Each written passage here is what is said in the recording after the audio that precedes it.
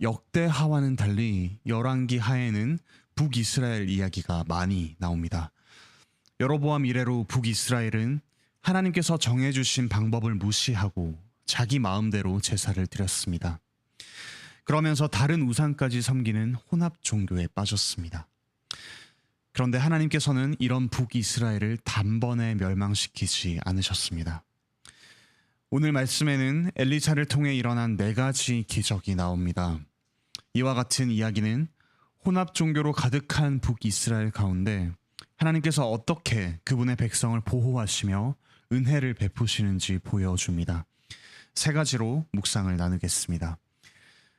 첫째, 하나님의 백성은 시대의 문제와 고통을 똑같이 경험하기도 합니다. 1절부터 7절에는 선지자의 제자들의 가족 이야기가 나옵니다. 여호와를 경외한 제자가 죽자 그의 가족은 빚을 지고 그의 아들들은 종이 될 위기에 처했습니다. 8절부터 37절에는 엘리사를 세심하게 배려한 수넴 여인의 이야기가 나옵니다. 그런데 그가 노년에 얻은 아들은 얼마 안 가서 죽어버렸습니다. 38절부터 44절에서는 선지자들이 독이 든 음식을 먹는가 하면 기근에 시달리기도 했습니다. 우리는 어떻습니까? 우리 성도들 역시 이 시대의 많은 이들처럼 주택 대란과 취업난, 결혼과 자녀 양육의 어려움, 그와 같은 여러 가지 어려움을 똑같이 경험합니다. 하나님의 은혜로 이 모든 어려움을 하나도 겪지 않고 모두 피해갔다라고 간증할 만한 사람이 얼마나 되겠습니까? 하나님께서 왜 우리를, 그분의 백성을 이와 같은 시대의 문제 가운데 또는 고통 가운데 두십니까? 하나님께서는 그분의 백성이 현실 가운데 머무르며 하나님의 은혜를 경험하도록 섭리하십니다.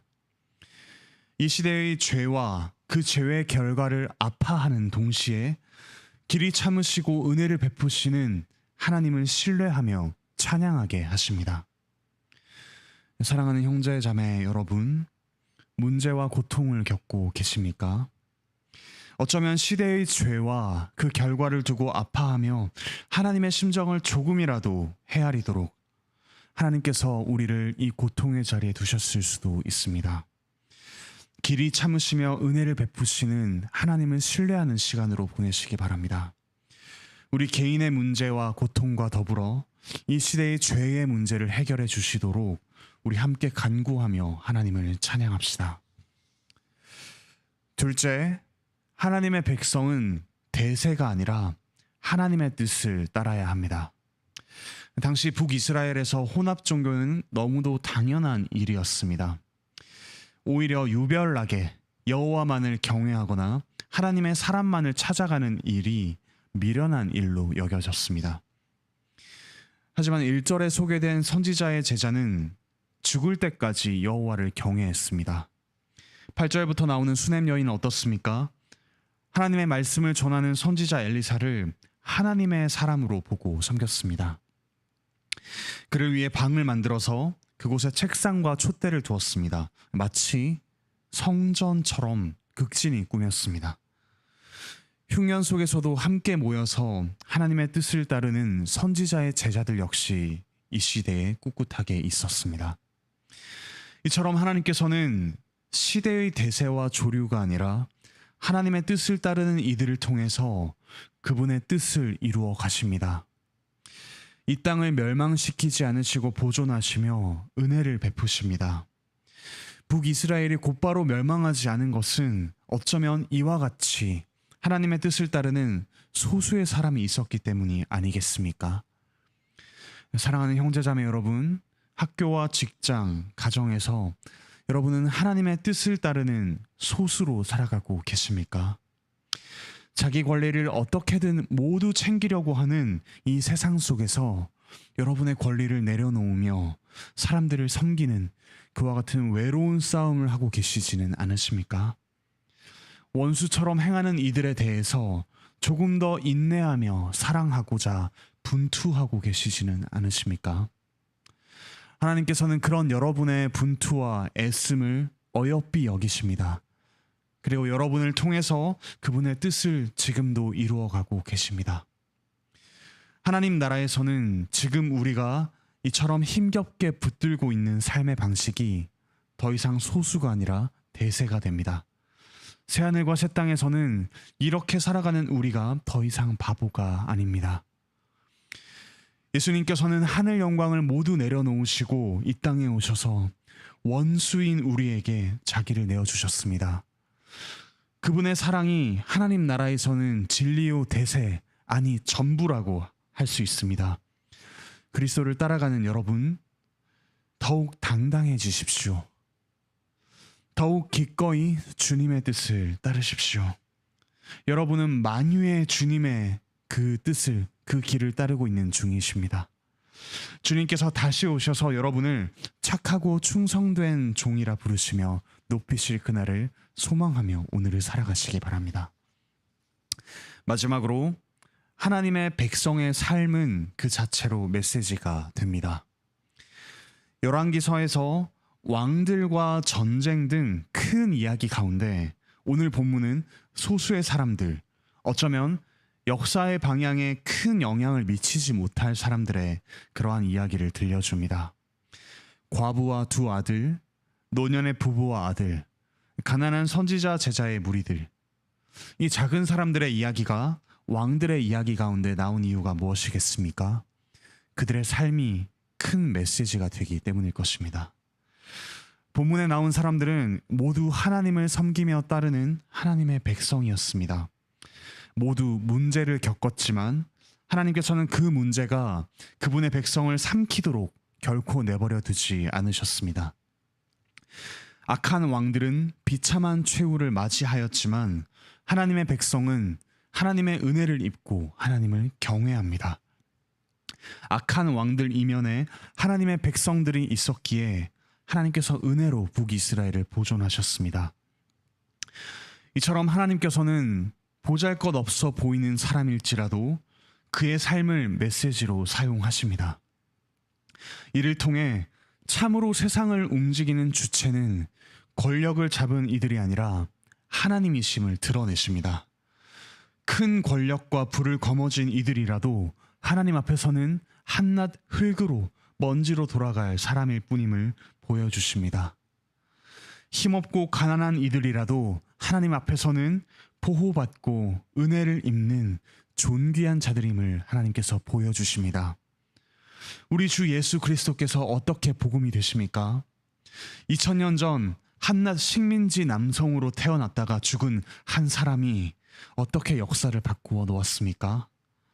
연약한 우리, 죄인인 우리, 원수인 우리, 그런 우리를 위해 완전한 의인이 죽으심으로써 하나님께서 우리를 그토록 사랑하신다는 사실을, 그 복음이 선포되었습니다. 우리의 모든 죄가 용서되었다는 그 복음이 선포되었습니다. 죽음이 더 이상 우리를 삼키지 못하고 우리가 부활하여 영광스러운 몸과 인격으로 살아가리라는 그 사실이 선포되었습니다. 삼위 하나님과 또 그리고 우리 서로와 말로 형언할 수 없는 기쁨의 사귐을 영원토록 누리리라는 그 복음이 예수 그리스도의 일생으로 인해서 선포되었습니다. 이 한 분의 일생이 역사를 움직이는 참으로 위대한 메시지가 되었습니다. 이제 그 복음을 받은 우리의 삶 역시 메시지가 됩니다. 문제와 고통 가운데 하나님을 의지하는 우리의 삶이 메시지가 됩니다. 대세를 따르지 않고 하나님의 뜻을 따르는 우리의 삶이 메시지가 됩니다. 점점 맛을 잃고 부패해가는 세상 가운데 우리의 삶이 맛을 내는 소금이 됩니다. 점점 어두워져 가는 세상 가운데 우리의 삶이 빛이 됩니다. 그러므로 사랑하는 형제자매 여러분, 복음을 기뻐하며 우리의 모든 삶을 통해 메시지를 전합시다. 우리의 고통을, 우리의 문제를 그저 지나가는 일로 쓸모없게 만들지 맙시다. 우리의 분투를 억울해하지 맙시다. 하나님께서 우리의 삶을 통해 무언가 다른 진정한 삶이 있음을 보여주실 것입니다. 우리의 삶과 복음 증거가 하나님께서 이 땅 가운데 보여주시는 분명한 메시지가 될 것입니다. 그러므로 오늘의 삶을, 이 좁은 길을 꿋꿋이 걸어가는 우리 모두가 되기를 바라고 축복합니다. 기도드리시겠습니다. 하늘에 계신 우리 아버지 하나님, 불의한 시대 가운데 하나님께서는 하나님의 백성을 보존하시며 그로 인해 무서운 심판을 또한 연기하시며 오랫동안 참으십니다. 또한 하나님의 백성을 이 시대 가운데 지키시며 보호하시며 또 하나님만을 경외하는 하나님의 뜻을 따르는 자들로 세워가십니다. 그러한 우리의 삶을 통해 하나님께서 이 세상 가운데 큰 메시지를 주십니다. 이 세상에 주인이신 하나님께서 세상을 운행하심을 하나님께서 분명하게 드러내십니다. 오늘 우리의 삶이 힘들더라도 이 삶을 꿋꿋이 살아내며 하나님을 기뻐하며 걸어가게 하여 주십시오.